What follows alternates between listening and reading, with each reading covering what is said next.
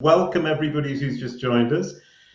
We were having a quick chat before we started. David just joined us looking very smart. That's David Ivanov, Nitin Manchanda and Aleyda Solis for starting this one. I'm Jason Barnard. My favorite topic in the whole world is brand SERPs. I'll be talking about that later on, but now we're going to be starting off 5 hours of SEO. That's 7 sessions, which is an astonishing series to be having all in one go. I think over these 5 hours, everybody's going to be learning more than they could possibly learn in perhaps several weeks of trying to learn in other circumstances. I'm really pleased to get this going. We've had over 10,000 registrations. We don't really know how many people are going to turn up today. Welcome to those who have. Great of you to be here right at the start for Aleyda's session, which is the one that's going to kick it all off. Each session today, all of the 7 sessions, is a presentation of a topic from somebody who really knows their stuff. And then we have a roundtable of discussion with 2 additional experts, both of whom really know their stuff. The plan is to start with Aleyda Solis presenting about e-commerce SEO, and then we'll have a quick chat between Nitin, Aleyda, and David about e-commerce SEO. That's going to last an hour. It's quite a big chunk because it's a big topic. Then we have Ross Tavendale doing some talking about SEO like a management consultant, which I'm going to find really interesting. Learning how to actually manage SEO campaigns like a consultant, and not just kind of trying to do the SEO ad hoc, which is I think what a lot of us tend to do. Then we have Craig Campbell talking about affiliate marketing. At that point, I'm going to hand over to Nick Ranger, who's in Thailand right now. It's going to be 3 o'clock in the morning for her, but she's going to be presenting the second half. And that second half starts with me talking about my favorite topic, which is brand SERPs, with Andrea Volpini and Lily Ray, the hidden treasures of your brand SERP. Then Alexis Sanders talking about scaling and ranking data analysis. She says herself this is quite nerdy stuff, so that's going to be really wonderful. Greg Gifford talking about local SEO for 2022 and I assume beyond.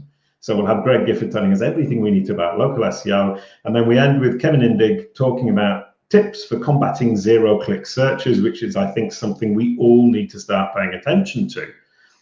So that's the plan for the day. Some of the other experts, quickly I'll tell you: Carrie Hill, Judith Lewis, Harshad Rawal, Jerry White, Lily Ray, Andrea Volpini, Bill King, Juliet Van Ruyen, Nikki Moisia, and Ellie Schwartz. I've probably said some of those names wrong, and I apologize if any of those people are listening.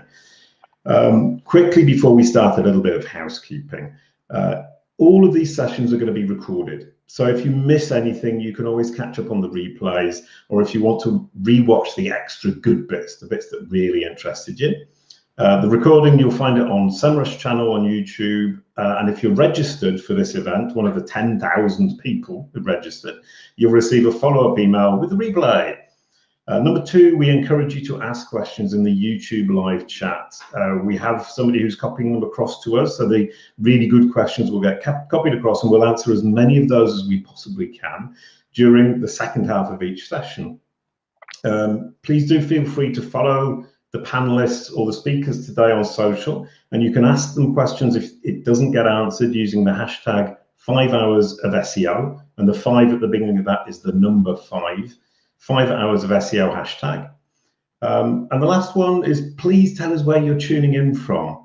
I'm tuning in from Paris. So I've been traveling around the world. I just went all the way around the world eastwards, which is apparently the worst way to do it because it's the most tiring. Just got back. I'm sitting in Paris in a co-working. And I'd like to tell you, if I wasn't in Paris, I'd really, really like to be in Mauritius. So I'm going to start with Aleyda Solis, who's going to be talking about e-commerce. We're going to introduce everyone quickly. Where are you, Aleyda, and where would you like to be if you couldn't be where you are right now?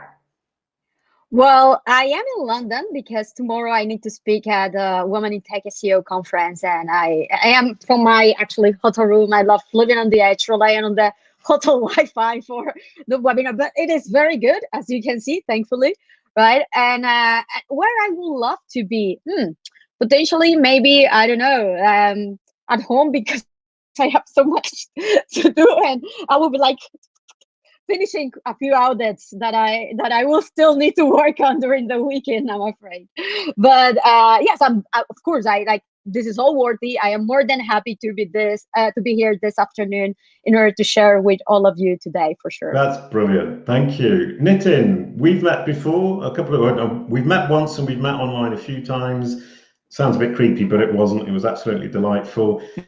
Where are you in the world? And if I may ask the same question, where else would you like to be if you couldn't be where you are right now? Sure. Well, I'm in Berlin right now. And yeah, if possible, I would love to go a nice beach with some sun, but no corona. So yeah. Brilliant. So introduce yourself a little bit. You're in Berlin. You work for? Yeah, I'm in Berlin. I work for this company called Omeo, which is a travel tech based in Berlin. And yeah, I love tech SEO. I'm heading SEO department here for Omeo. Travel is really interesting. So I'm loving it. Which is why you have follow the data, see the world behind you. You're a data guy. Absolutely. This way, yeah. Right. Yeah, it's a mirror. David, we've never met before. Lovely to meet you. David Ivanoff. I hope I said that right. Where are you in the world? I'm in Haarlem, in the Netherlands. So I'm based here. So I used to live in Amsterdam, and then I decided to move closer to the beach. Okay. And where I'd rather be is probably something a little bit warmer, a little bit drier. But travel is not the preferred thing to do at the moment. No. So yes. So. Okay. Well, I got back safely from my round the world trip, but I get the feeling that everywhere I left now has the virus. So I'm just getting concerned about my own health now. Yes. Jason, oh my God, careful there. What did you do? Slightly worried. Anyway, lovely to meet you all. We're going to get this going.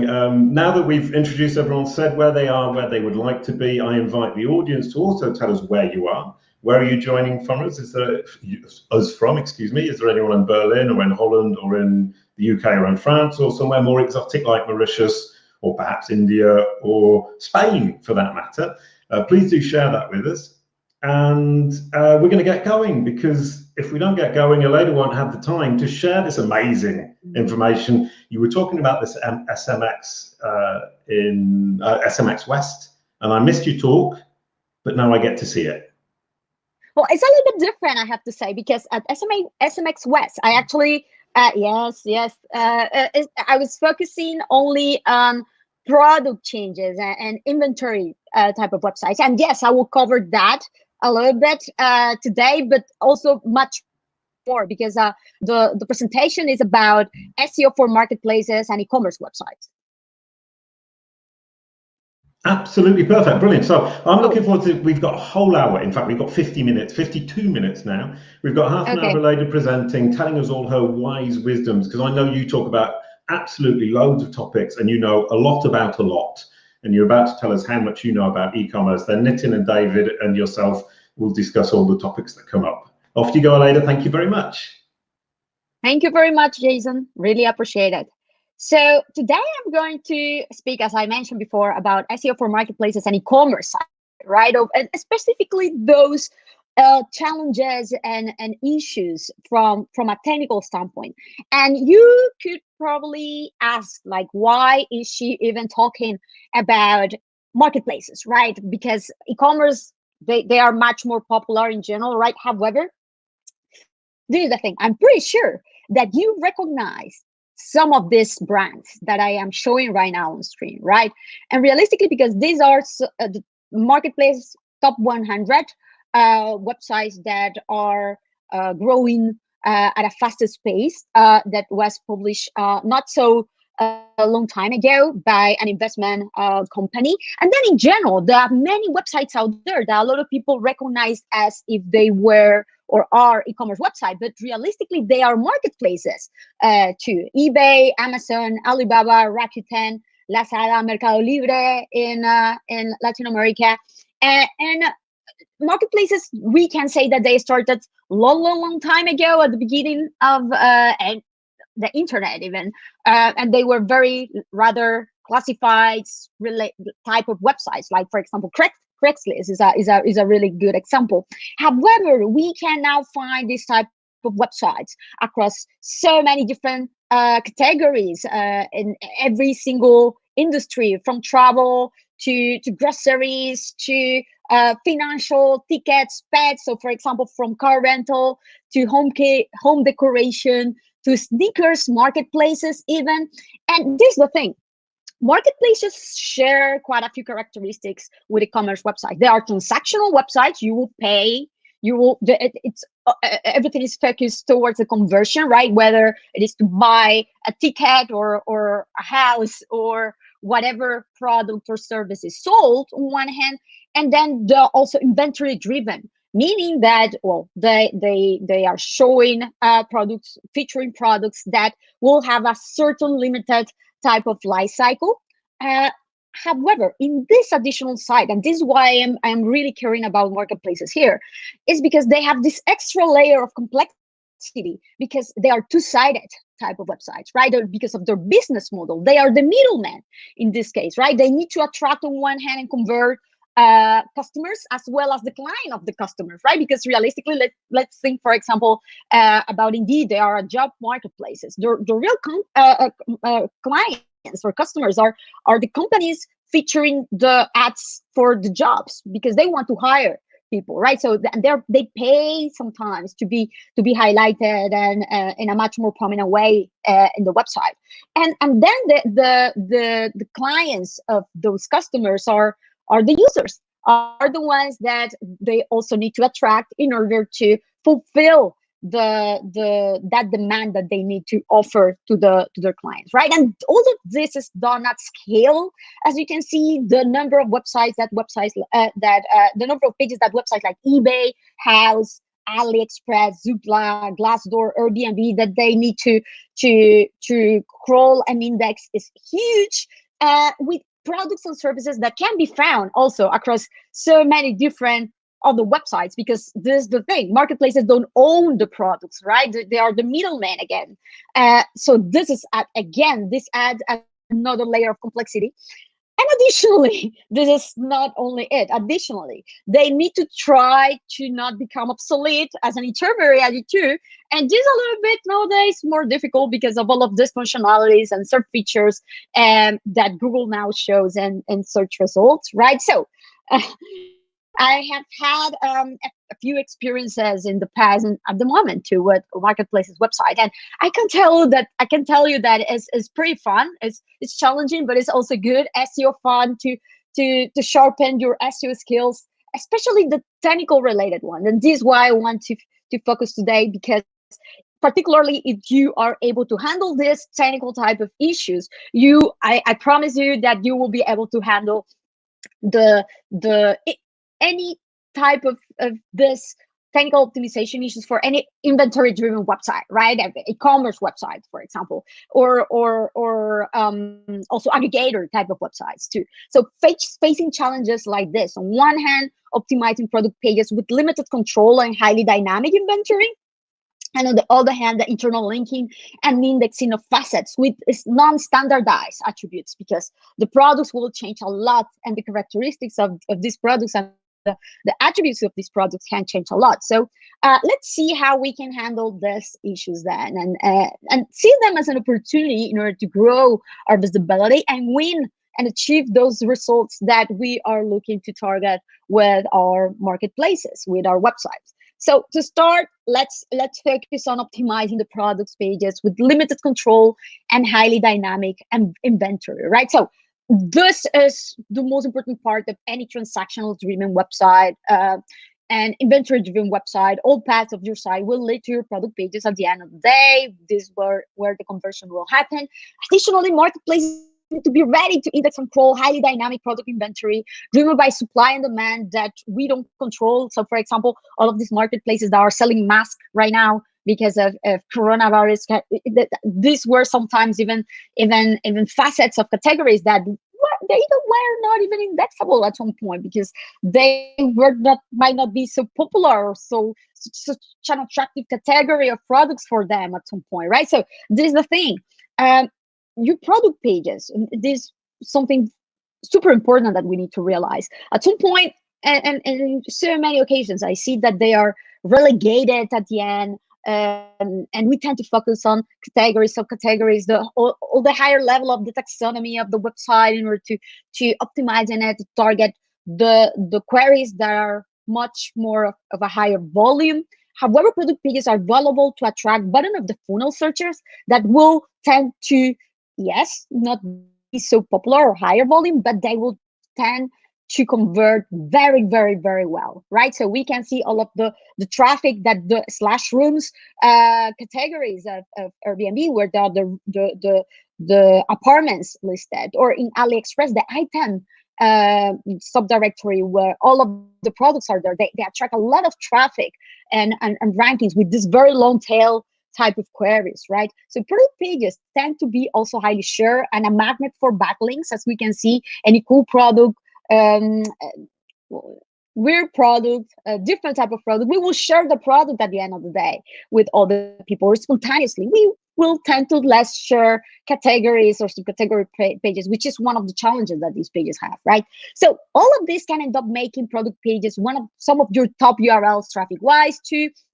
Unfortunately, because of their dynamic nature, is very common if you start crawling any huge website or marketplace or e-commerce website to find URLs like this, right? Of product pages are returning for force, and at a massive scale, at a bigger scale. This is not only one product page, very likely, right? But it's happening across many hundreds or even thousands of URLs in your website that will make you to not only lose rankings, but lose traffic and lose money at the end of the day. So how we can avoid this from happening, how we can leverage as much as possible and control this product pages. So automated validation for consistent indexing and internal linking is required through your product's lifecycle. This is critical, right? So when you are marketplace and the additional complexity of being the middleman here, you need to, this is important because so many websites that tell me, Aleyda, we don't control the products, we don't even upload, like e-commerce websites, they do that. We don't upload the product ourselves. We rely on the merchants and the providers to upload the products.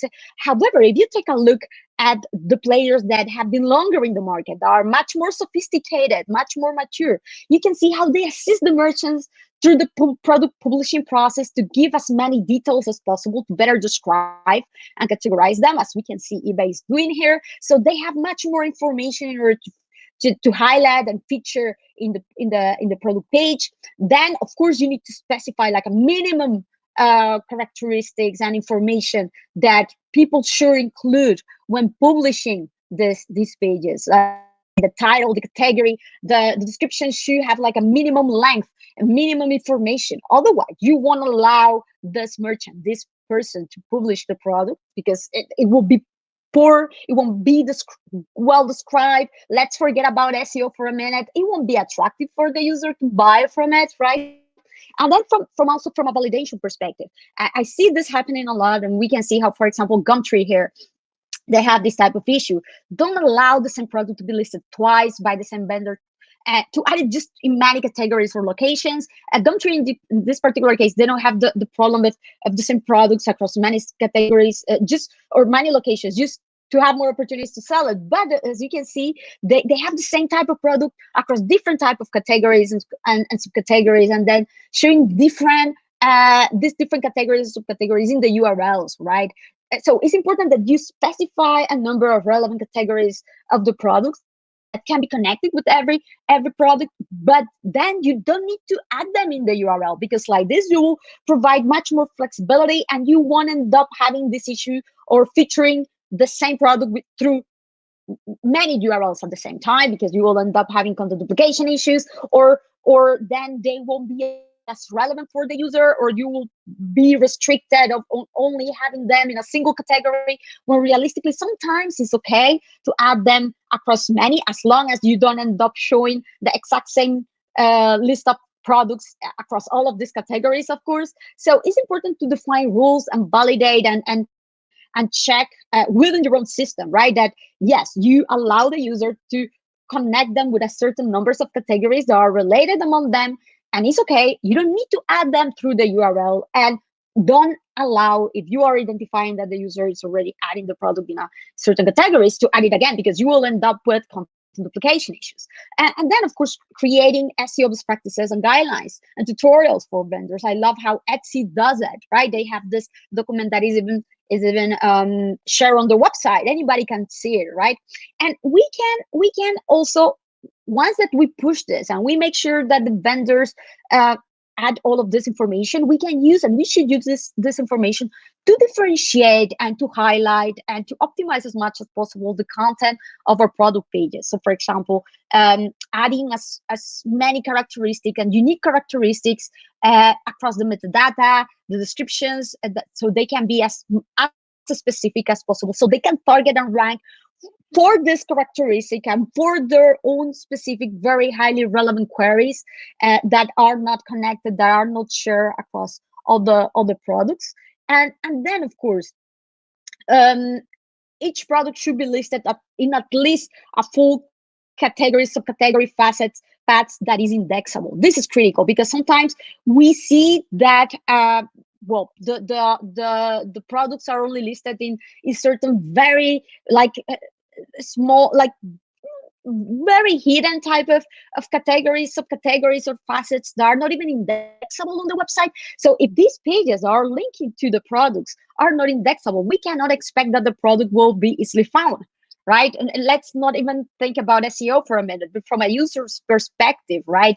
We need to make sure that the products are listed in subcategories and facets that, yes, are relevant, but at least one of them should be indexable, so these products can be easily crawlable. They can also receive good link popularity, internal link popularity from these pages, and they can also connect with the user and be seen by the user in an easy to browse way, right? So something important, and maybe you think that this is very basic and you don't know why I am talking about this, but we can see that there are huge players out there that still does this, like Nordstrom that I am showing here. And they are not a marketplace, they are in commerce, and very well-known one in the US. And we can see, for example, how they are linking to their categories and facets through their main navigation with canonicalize URLs, because they are adding parameters in the URLs to track the clicks, to track the visits, right? And all the much better ways to do this, for example, through events, without having to add parameters to the URLs, because you do really want to send direct links, direct popularity, and facilitate that these pages that are listing the products and also the categories and facets that you want to rank with receive internal link popularity directly, right?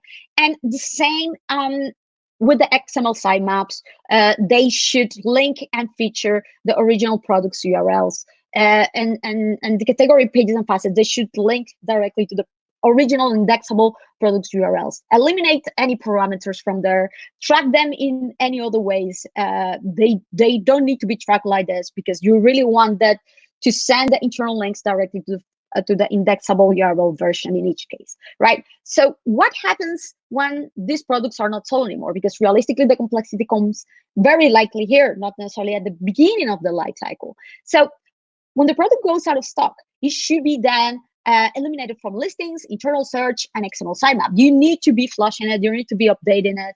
And so if the product is out of stock, you should stop really featuring it in all of these categories or facets or internal search results where you used to link from to these products, of course. And this is the thing, if it is a temporary status, or you don't know, sometimes you don't know because, again, you don't control the inventory directly, this product page should remain indexable. Don't eliminate it right away, right? Keep it indexable. Set, again, specific rules based on the life cycle, based on your own specific history and behavior with merchants. If you see that in most cases, the merchant will list again the product in the next 4 weeks, and after that, if they don't do it, they won't never do it again. So at least give those 4 weeks and keep the product page indexable with a 200 OK, meta robots index follow as usual, self-canonicalize URL, And as you can see, it's important, of course, that you show that it is out of stock, that you provide other relevant similar products to the user, so they can go and take a look at those in the meantime, and then that you allow the user, as you can see, to register to be alerted when the product comes back to stock, right?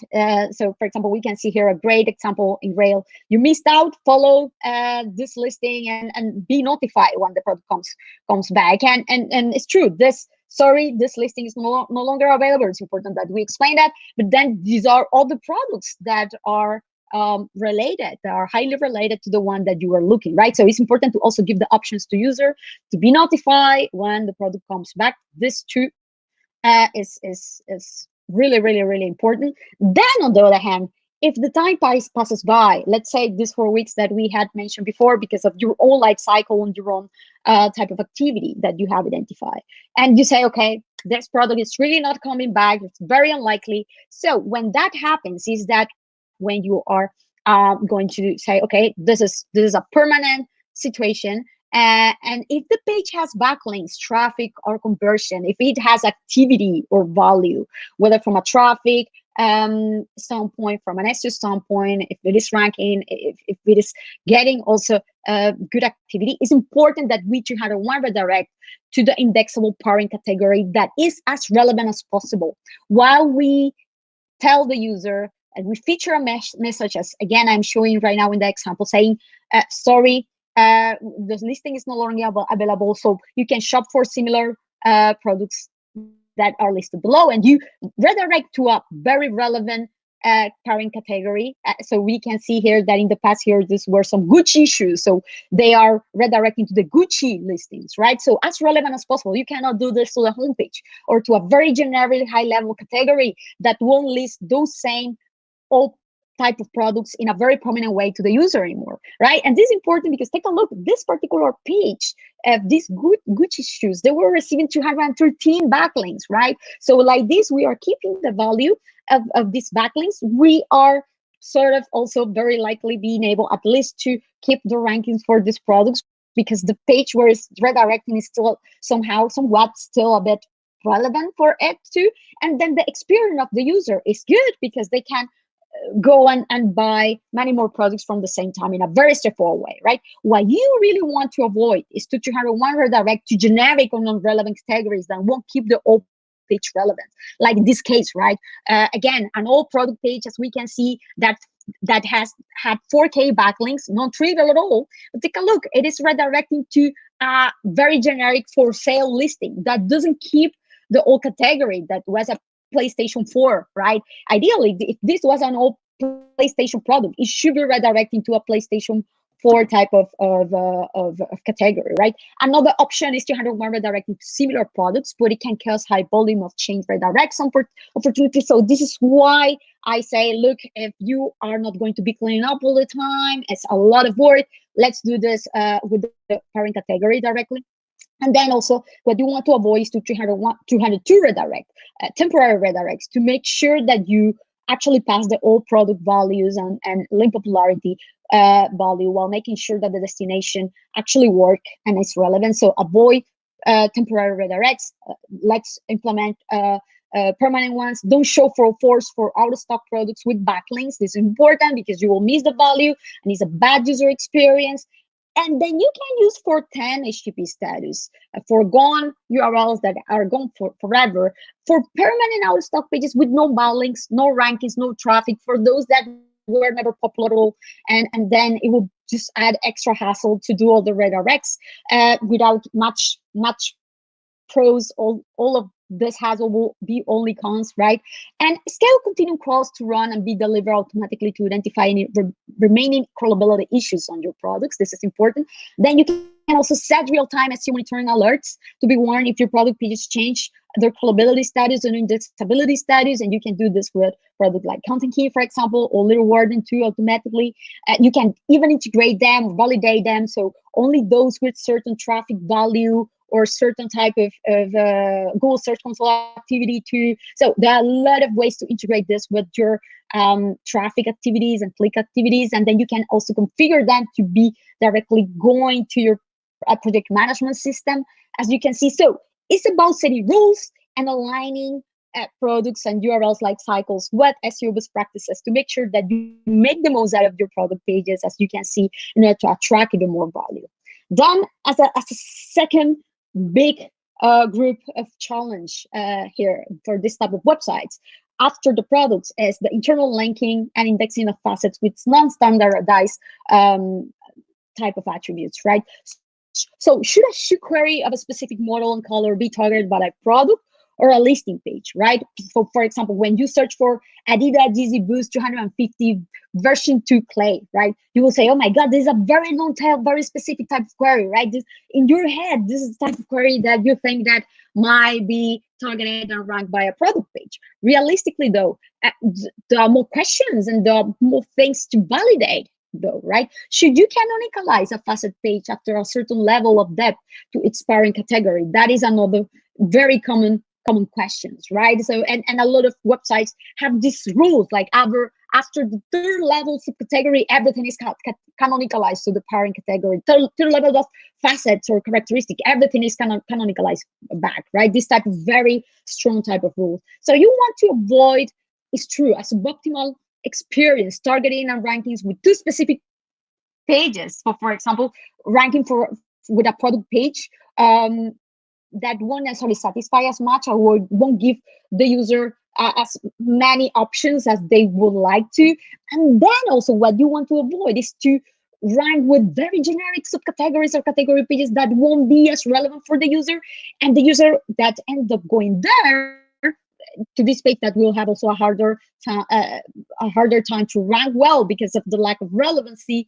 Then the user will need to filter further. So there will be needed more steps towards conversion. It will hurt conversion at the same time. So sometimes this happens because the relevant indexable facet doesn't exist sometime on the website, right? Maybe this is a search that is targeted by an internal search result that is not indexable, and this specific subcategory or combination of characteristics not even indexable on the website.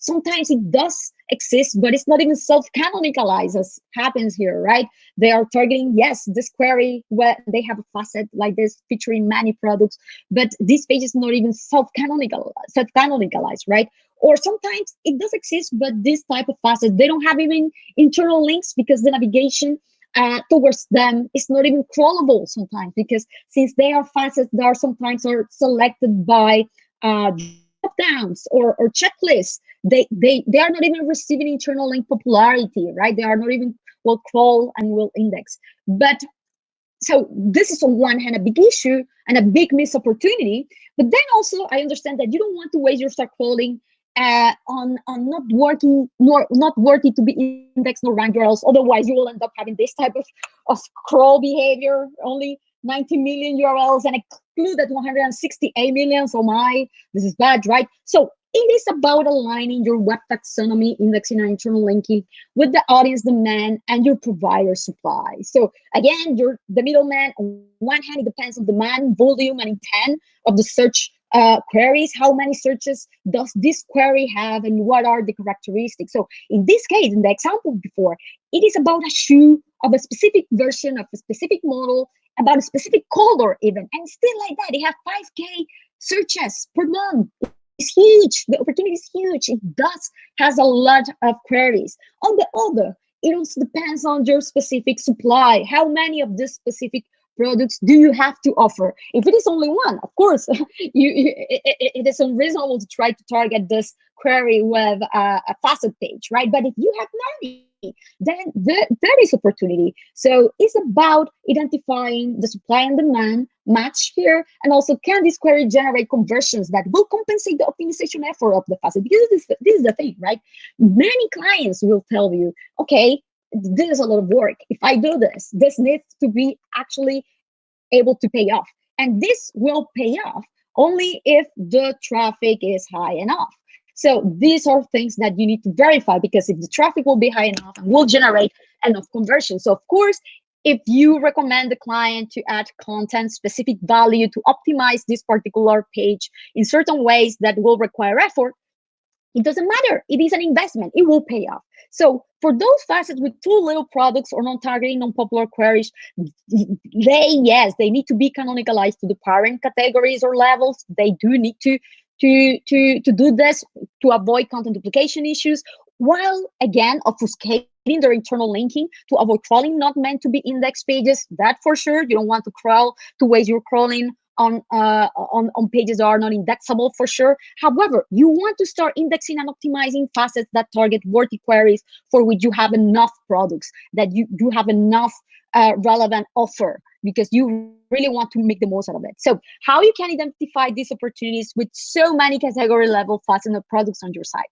I will say these are very actionable steps, right? You can quickly validate the most popular subtopics, search along your products, categories, and brands with keyword research tools. Like, for example, the Semrush keyword magic tool is amazing because the categories that they by default will show you with the different query characteristics, main characteristics, and the search volume for each one of them is a very straightforward way to identify potential characteristics or attributes or facets that have enough demand by the users. Then you can also monitor your internal search results and queries, repeated relevant ones that you're not targeting yet. This is very important to track what your users are searching within your website. And then you can do the same with your trending products per category also. What are the brands? What are the characteristics and our location? Where are they going? Where is the people actually searching for prominently? Look for rank with cannibalized categories and product queries results that you already have that are ranked, but not in a consistent way, and maybe sometimes with too many product pages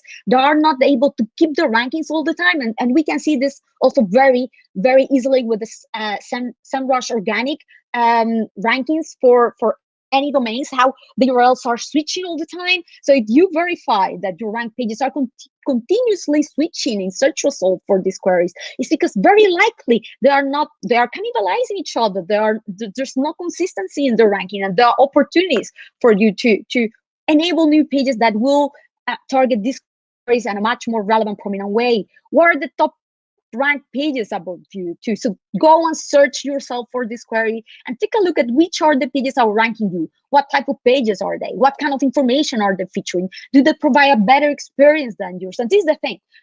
Since a few years ago, Google is blending much more, diversifying much more the search results of many queries than in the past we actually considered to be purely transactional. They are not anymore. So it's important to identify what type of and what format of content Google is showing to improve and to optimize your facets or category pages or subcategory pages accordingly in order to satisfy and to be able to fulfill this role that you can see Google is trying to by showing all the pages above yours, right? And you can check and compare the indexable facets of your competitors also consistently outranking you for those top categories or top brands where you can see that they definitely have a better performance than you. So you can go and take a look at what they are doing out there. And how, based on all that, then it's about how you can differentiate and organize your web listings to better address user needs in their journey, across their journey. I see so many websites listing in the exact same way the products across all of the different levels of their taxonomy, categories, subcategories, facets, subfacets. In all of them, the products are listed in the same way. And it doesn't make sense because our behaviors, our users, we don't browse in the same way. We don't go through the information in the same way. And the granularity and the different attributes and characteristics, we don't go through them the same way. So we need to remember that it's not only about start indexing and linking to them, but optimizing their offering to fulfill the user search experience and facilitate its conversion, right? Okay, I love how Wayfair does it here, providing us this filtering that is actually very relevant for each one of their featured products. And then they have this explanatory text with explanatory information that is not like generic descriptions, but these are actually explaining the type of products that they are featuring there to support the decision-making process of the customer, to facilitate conversions. They are actually featuring content that will sell better, that will help the sales process, right? So it should be about effectively showcasing the existing supply to satisfy an untrivial audience demand. It's about a matching there. And indexing and linking to your web taxonomy, including facets accordingly too, aligning everything together. Remember something also very important, that it's not about indexing more pages, more content, but better pages, better content that actually fulfills a real demand with a very strong supply. And if you think that this sounds like too much and it's rather impossible, especially at scale, and you say, Aleyda, oh my God, this is so hard. Well, it's doable. You can see it here, and when you actually have the resources and flexibility, and they allow you to start applying this and implementing and integrating this rule within the platforms, and you can start, of course, with in those areas where you cannot start with everything, of course, but go for those areas where you see that there's a bigger gap versus your competitors, and there will be enough traffic to see results faster than usual. Go for it and ask for those resources, because especially for these websites that are transactional driven, that it will pay off. It will be fine. And SEO challenges, even if technical, they can bring huge value, like the ones that I'm showing on screen. So it should be a win-win type of situation. It is completely doable. And hopefully with these insights and criteria and examples, it will make your life easier. So thank you very much for staying there. I know that if was a lot of information, and there's so much more that we are now going to discuss, but hopefully I was able to go in depth as much as possible to showcase all of the opportunities and validation and criteria and tools also that you can use. That was absolutely brilliant. As you said, an absolute phenomenal amount of information to digest. I have trouble keeping up. I think I'm going to watch that again once this is all over. We've had quite a lot of questions from the audience. We've got some things that Nitin and David also wanted to discuss. So I'm going to start with something from Nitin, which is Aleyda, you mentioned that in your presentation about facets and the right way to tackle them from an SEO perspective. Nitin, you've worked for Flipkart in the past. It's been a decade since you left them. Is that right? Do you face any similar instances? How did you fix it? Yeah, absolutely. So I have a very interesting case with Flipkart. So there was a category mess up, and we had basically 2 categories for men and women, which is not recommended because this should ideally be attributed. And so we had 2 categories, men and women. And in that we had clothing, and then we had jeans. So we had jeans, basically 2 landing pages for jeans category. And under that we had Levi's. So for Levi's jeans, we had 2 landing pages on the website. And if we index one of them and no index other one, then it's like if a woman is searching landing on men's jeans landing page, that would be straight away a bounce. So we wanted to solve this problem, and I was an engineer at that time. I didn't know much about SEO, so and I used to love problem solving. I still love that. So I basically ran a normal search on website, and there I was able to see everything with some filters on the left panel. So I took that result, overrode it, and then made some changes in all the SEO elements that I knew that time, and created a new landing page. So by doing that, so we basically de-indexed all the pages, or rather redirected them, and now we had only one page which was serving this intent for men and women both. And when we were working on projects at Flipkart, so we used to name them first and then start working. But this time we didn't name this project because this was my kind of hobby project. And after doing this, we saw some magical impact. I mean, right after releasing, we started seeing these pages ranking number 5, number 6 for the premium keyword we had for them. And we started calling them magic pages. And I was checking Flipkart a couple of days back as well, and Flipkart still has those landing pages. So I'm really happy that something that I built is still there. So you're like a lot of us, you go back and check your old work to see if it's still working for the client or the employer, yeah? Yeah, well, I was just checking. I mean, just for interest. No, I think are they working? I think we all do that. We're always curious if the work is still. You left your mark. You left your mark there, Nitin.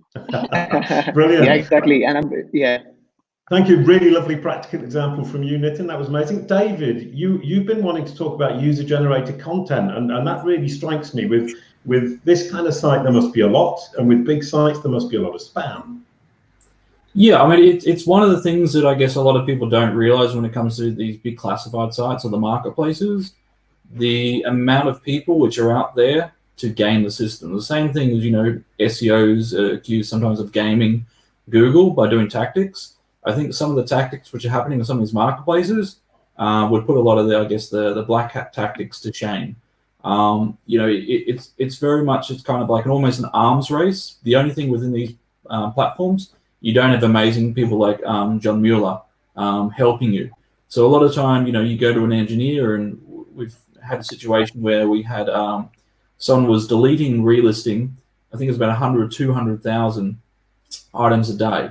And it was only because it was actually starting to cost us money in terms of engineering resources that the engineers actually found a fix and started doing some throttling and built in some very much safeguards. So I think it's one of the things that a lot of people sometimes get annoyed with these platforms in terms of they go for a search and sometimes the results are not great, but it's actually because a lot of the professional sellers are messing with these platforms, spamming keywords, doing a lot of listing tactics. So yeah, so these platforms are looking to fix a lot of these issues, but it's definitely, they have less resources than a lot of the professional sellers.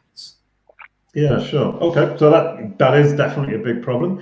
Aleyda, we have a couple of questions from the audience. One which intrigued me is from Yona. She's talking about, or he's talking about, different types and themes. I mean, how do we categorize when we've got multiple ways to categorize a product? What's your solution there? Yes, I am seeing that more than 10K products with many different types and themes, right? We subcategorize them up to 3 levels and still add with hundreds of results per subcategory, right? Oh my God. So this, I have to say something. We need to rethink the way sometimes how we feature and how we show the products, even from a visual perspective, because from an SEO perspective, yes, as long as the link is there, again, a lot of people, I think also they rely a lot on paginations when they shouldn't. If you want to rely on paginations to make your product crawlable, no, don't rely on them. I mean, as what you need to try to do first is to show as many products as possible per page without hurting user experience and speed, of course. So you need to test that out, of course, on one hand. And then on the other hand, if there's so many products in a single category, what I will start thinking about is like, that should be really a single category?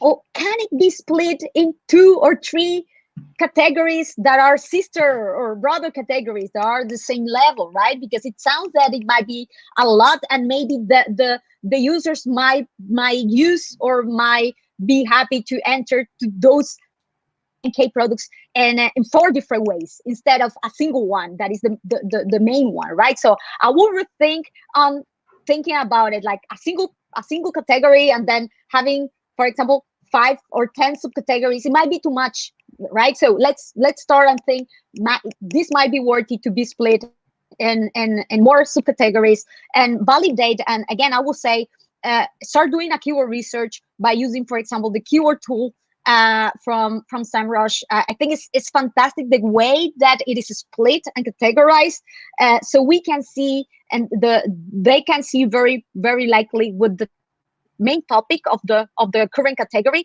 how it is split in search volume across different categories, and maybe they can enable 4 subcategories for those that have more than, I don't know, 10K searches per month, something like that. It's important that the categorization, I think, in that case is very thought. There is an assessment on how it is split, and of course, it's data driven by the demand. It's about demand and supply. So if there is enough supply, more than enough supply, let's make sure that that demand is fulfilled in a much more easier way.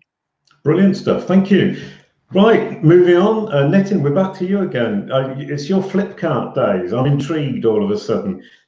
You mentioned internal linking. I mean, I think we're all kind of a bit confused and a bit worried about our internal linking. And you say you've got great tips and tricks for internal linking learned from your Flipkart days. Yeah, well, yeah, there were a lot of things, and this is still my favorite topic. So here at Omio as well, we are fixing this problem, and now I'm using graph theory to solve this problem, which is really complicated in terms of travel. But I have a very tiny example, because when I started with Flipkart, I was an engineer, as mentioned, so I didn't know much about SEO. So at that time, I was working on brand pages. So when I joined, we didn't have brand pages. So this was one of the projects I was working on, like creating brand pages. So Nike shoes, for example.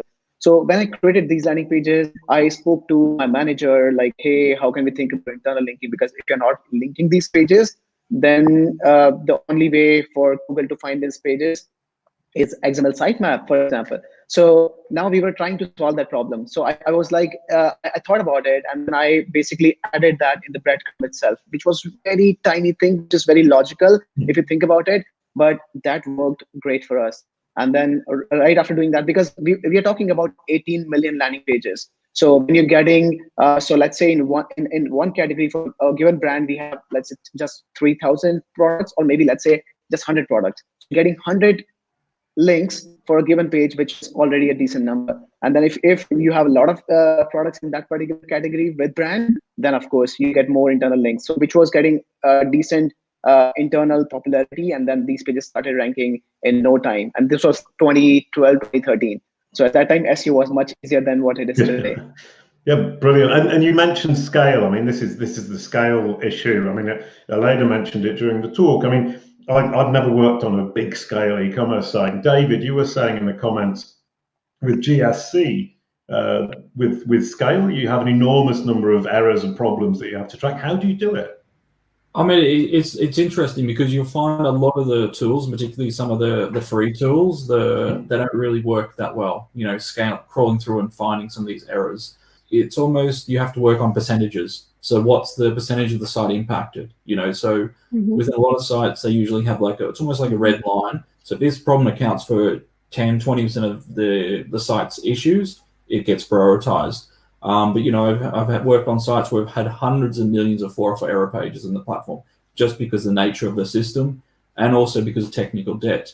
So sometimes, you know, it is crying, but I think it's also about sometimes putting a very simple business case forward. So we've had in the past where we've showed the developers the growth of the 404 errors, and we said, basically, if this continues for the next 6 months, we'll be at 2 billion 404 errors.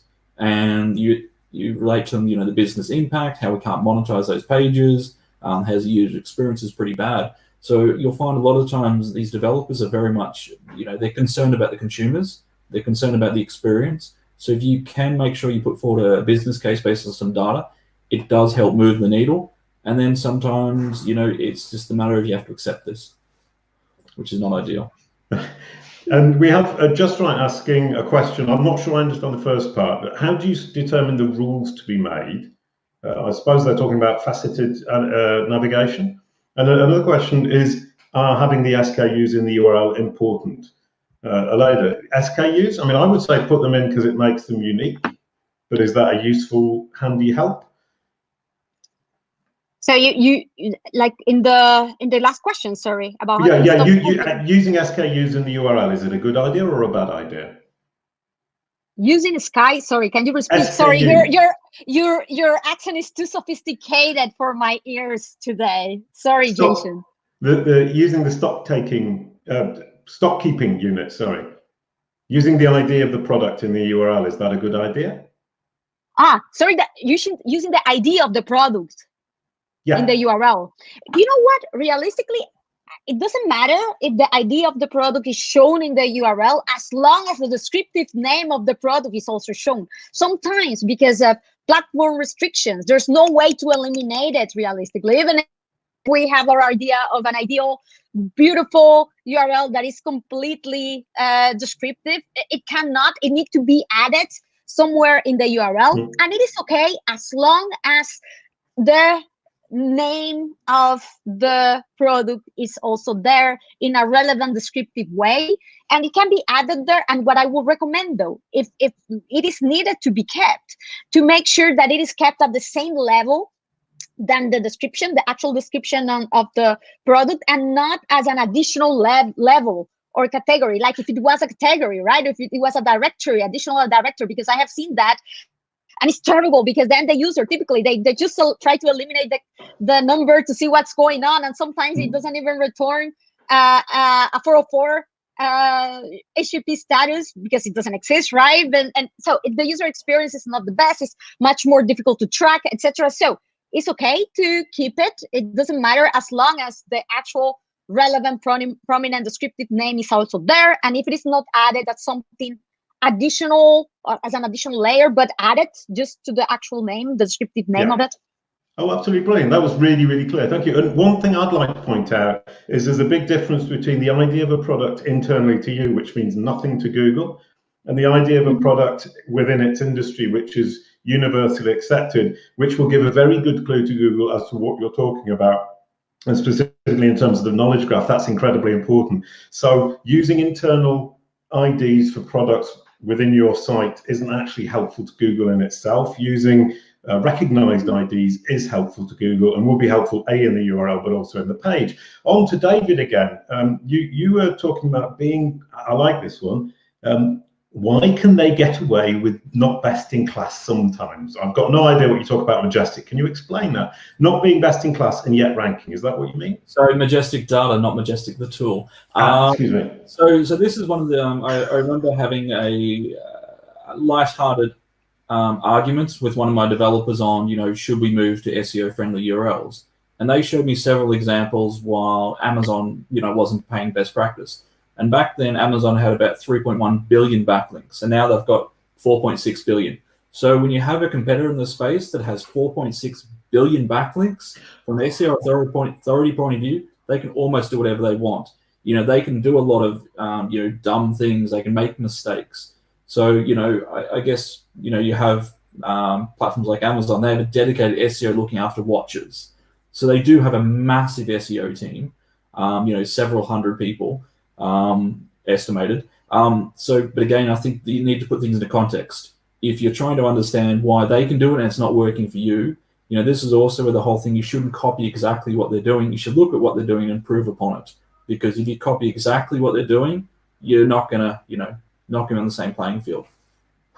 Okay, brilliant. We're going to end, we'll come towards the end now. Nitin was mentioned that Aleyda was talking about having a dedicated space to add descriptions to listings, and you're saying with scale that's going to be a problem. What's your issue other than you can't write 20 million descriptions by hand? Yeah, well, that's actually a problem with like all huge size websites adding content on scale. So in this case, and it's for every industry, including marketplaces. So here I would say we can think about, just listing down all the pages we have or somehow prioritize them, and then think about the pages for which we need super premium content, high quality content, because you cannot scale that. For that, if you need like real people who are writing this content, you cannot scale that. So for rest of the pages, which is like 99% of the pages, if you're talking about 1 million pages, you would rely on, some machine which is generating content for you. Or maybe you can think about building your all-on content engine, which generates content for you, which looks something like template-based content, but not exactly that, a bit smarter. So for example, Expedia, they have their own content engine. And because we don't have capacity to work on that yet, so we are using external solution, which is a machine learning based solution. It's called AX Semantics. That's been pretty good for us. And then not just that, if you're an international business, you do not need content in one language, but you need different translations as well. Or maybe you need content in different languages. For that also, we are using a machine which is called DeepL, and that is doing pretty good for us for European languages. And so, yeah, these are some tools that I'm using right now to solve this problem of content at scale. And initial results are really good. And yeah, there is much more to follow on that. Brilliant stuff. That's amazing. Now, I can see Ross, Julia, and Jerry biting at the bit, champing at the bit, writing in the chat for us. So we have time. And I think all of you must have one thing that you're itching to say before you leave us about e-commerce websites. And can I start with you, David? Is there anything you'd like to add? The one thing that we haven't said that you think needs to be said about the topic? I think it's, smart parameter handling. I've looked at websites where we've had up to 150 parameters indexed and receiving traffic in Google. So, invest in fixing the technical debt to make sure your site is crawlable and you're not getting junk indexed. Brilliant stuff. Nitin, same question to you. Something you think we haven't said that really needs to be said before we leave this session? Yeah, we indirectly said that, but I would say when we're talking about products, don't think about products as number of products. Think about the purpose you can solve for users. Think about the supply you have. Think about the demand which is there, because SEO is demand-based channel. And if you have supply for that, think about categorizing that way. Then thinking about, products. If you have 1,000 products, that's too much. Maybe that's too much, but maybe they are talking about the same stuff. You don't need the categories, because if you're creating another category page, then you have like 2 pages. You are distributing your crawl budget accordingly. So I would think about user first, and then somehow try to connect supply with demand so that I'm doing the right way than just creating landing pages for the sake of creating them. Yeah. Oh, I love that. That's brilliant. Absolutely lovely. So was yours, David. Sorry, I didn't say it quite so enthusiastically. Aleyda, what has not been said that you feel need to be said in the last literally 5 seconds, but you can take a bit more. You can take a minute. Yes, thank you very much. Yeah, well, we focused a lot on the technical side, but as Nitin mentioned, there is a lot also to cover additionally from a content perspective because of the scale, right? And that also need to be highly prioritized. So because of that, and also because of the way that Google is moving with this type of search results, there are, as I mentioned a little bit on the presentation, they are blended. We should stop thinking about listings or categories or subcategories or facets as just a list of products and that's it. No, we need to think about categories, subcategories, facets as an entry point to our store where we need to feature, highlight, and make our products as much relevant, attractive, and connect with the way that people is searching with to make the offer as attractive in a way that they need to buy, right? And it will be the best entry point at on the web to be able where the user will be able to buy this type of product. So for that, it's necessary to not think about only how to list the products and that's it, but how the whole user experience, the way that we feature these products, really fulfill the way that the user search, fulfill the demand. Highlight in the best possible way the characteristics that matter for these products in the way that the people search. And sometimes that is adding more content, organizing in a different way, and featuring different filters and featuring videos, making these products attractive enough in a way that they actually connect with the audience search behavior. Brilliant. Yeah, I love that. And I love the idea that all of these pages at the end of the day are entry points into our site. And the idea of entry points, I think, helps us focus our attention on what we're doing as SEOs. Thank you. That was absolutely brilliant. Nitin, David, and Aleyda. Amazing presentation. Great insights from David and Nitin. Thank you very much. Thanks for having me. Thank you. Please, can you just quickly tell us, starting with David, then Nitin, then Aleyda, where can people find you online if they want to follow you or talk to you? David. Twitter is always best. And what's your handle? David Iwanow. Brilliant. Oh, it's not Ivanov, it's Iwanow, excuse me. Nitin, where should they find you on the web? Yeah, you can catch me on Twitter. It's @_Nitman, or LinkedIn. My name is pretty searchable, so you can search for it and find me easily. Yeah. Yeah, I love Nitman. That's such a good handle. That's brilliant. Aleyda? So yeah, thank you very much for the opportunity. And you can find me also in Twitter @Aleyda, or in my website, aleydasolis.com, or in my newsletter, SEO FOMO, where I cover all the news. So just search for Aleyda in Google, and I'm the first one there.